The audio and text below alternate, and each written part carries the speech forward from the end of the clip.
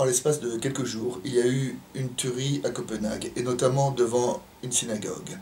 Il y a eu la profanation d'un cimetière juif en Alsace, et il y a eu les propos vulgairement antisémites tenus par un ancien président du Conseil constitutionnel. Et ces trois informations se recoupent pour s'en prendre à une communauté assez vivante et assez morte. Le président des églises protestantes d'Alsace a écrit une déclaration dans laquelle il dit Sans vous, amis juifs, la France n'est plus la France, l'Alsace n'est plus l'Alsace. » Il veut dire par cela qu'au-delà de ça, quand on s'en prend à une communauté, c'est plus qu'à cette communauté qu'on s'en prend, mais on s'en prend à un des fondements de notre civilisation, qui est justement sa diversité et la richesse de sa diversité.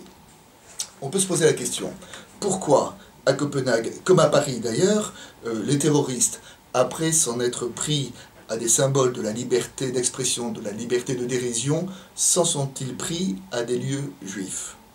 Pourquoi est-ce que lorsque des jeunes désœuvrés veulent profaner un cimetière, ils s'attaquent à un cimetière juif? Pourquoi les juifs? Qu'est-ce qu'il y a de particulier dans cette communauté qui suscite et cultive tant de haine?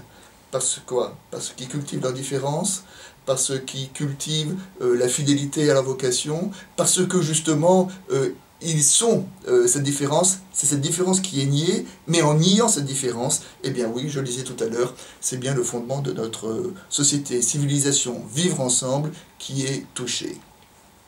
Prenons ensemble maintenant le cas du cimetière, de la profanation du cimetière. Profaner un cimetière, c'est toucher à la mémoire et à l'histoire d'une communauté. Pour prendre un exemple, j'ai un ami africain qui un jour m'a raconté que la dernière fois qu'il était retourné dans son pays, sa mère lui avait posé la question suivante: le jour où tu décéderas, où veux-tu te faire enterrer? Est-ce que tu te feras enterrer au pays? Il a répondu: non, je me ferai enterrer en France, car la France est le pays de mes enfants. Et je crois que en s'en prenant à un cimetière, on essaye de nier le passé d'une communauté, mais aussi on cherche à lui interdire son avenir.